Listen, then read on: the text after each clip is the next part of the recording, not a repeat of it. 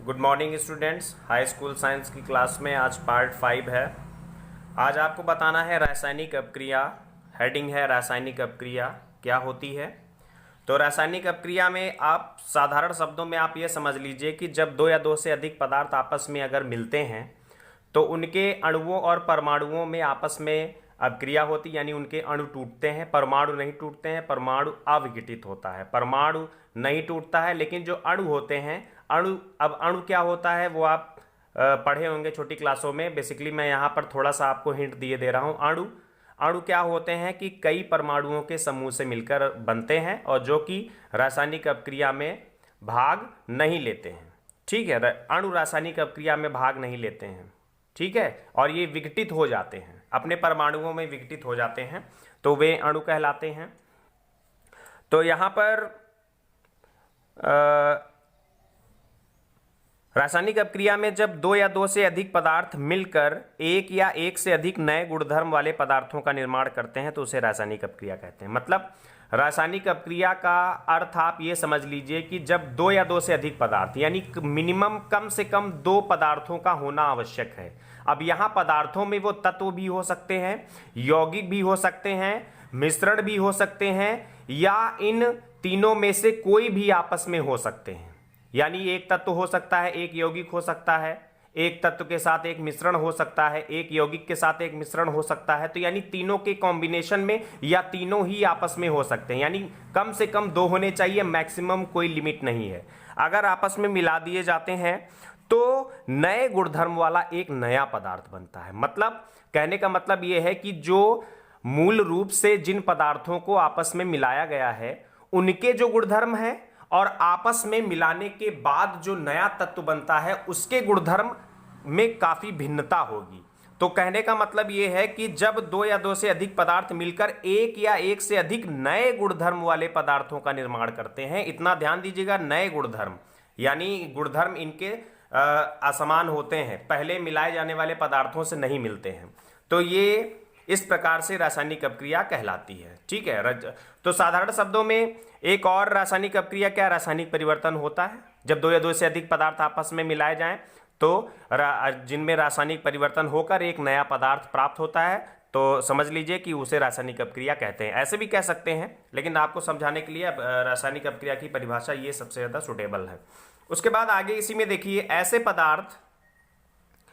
पदार्थ जिनमें रासायनिक परिवर्तन होता है उन्हें अभिकारक कहते हैं तथा अभिक्रिया के पश्चात बनने वाले नए पदार्थ को उत्पाद कहते हैं। अब यहां पे समझ लीजिए, तो अभिकारक और उत्पाद क्या होते हैं। दो या दो से अधिक जो भी पदार्थ आपस में मिक्सअप किए जाते हैं, जिनके मध्य रासायनिक अपक्रिया कराई जाती है या जिनके मध्य रासायनिक परिवर्तन होता है, समझिए बात को, वे आपके अभिकारक कहलाते हैं।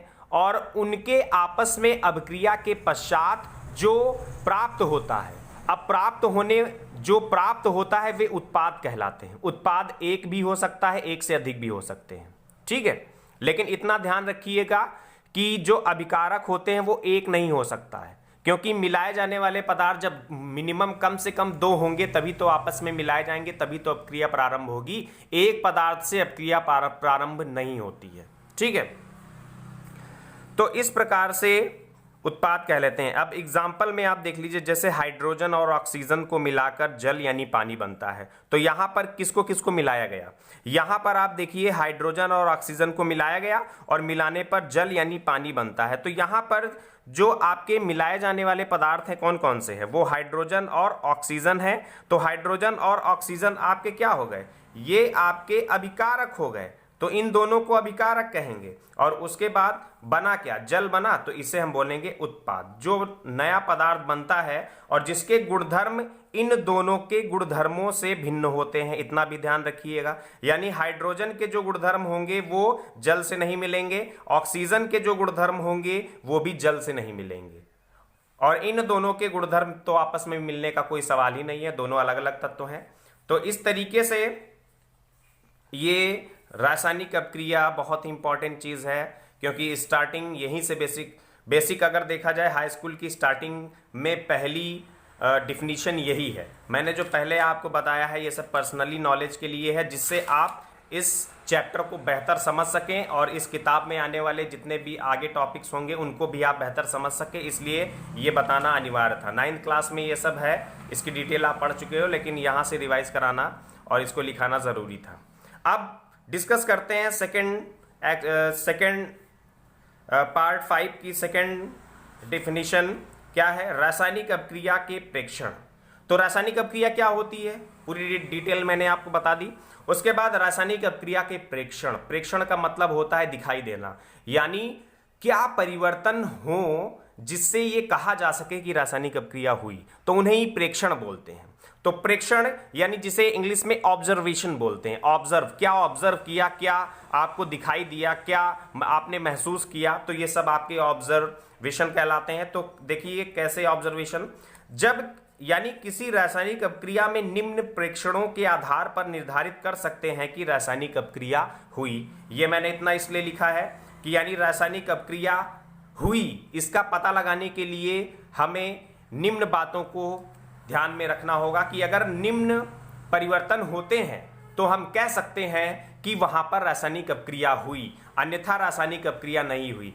इन चारों कंडीशन में से हो सकता है कि एक ही कंडीशन हो सकता है कि 2 कंडीशन हो रही हो रासायनिक अभिक्रिया में, या हो सकता है चारों हो रही हो। लेकिन अगर इन चारों में से कोई भी परिवर्तन नहीं हो रहा है तो आप कहेंगे वहां पर रासायनिक अभिक्रिया नहीं हो रही, क्योंकि रासायनिक परिवर्तन तभी होगा जब ये 4 कंडीशन फॉलो करेगी, 2 या 2 से अधिक पदार्थ मिलाने के बाद। तो पहला अवस्था में परिवर्तन, तो पहली बात तो उसकी अवस्था मतलब ठोस, द्रव और गैस। ठीक है, ठोस सॉलिड, गैस आपका लिक्विड फॉर्म में होता है और गैस तो गैस ही होती है, उसको गैस ही बोलते हैं इंग्लिश में।